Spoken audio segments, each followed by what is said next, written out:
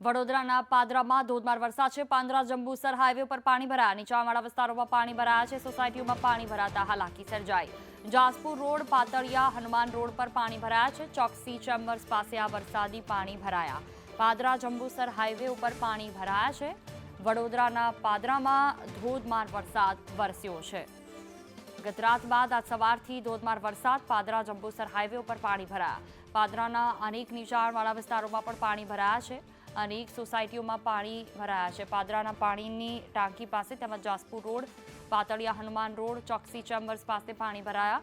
ઠંડા પવનના સુસવાટા સાથે આ ધોધમાર વરસાદ વરસી રહ્યો છે।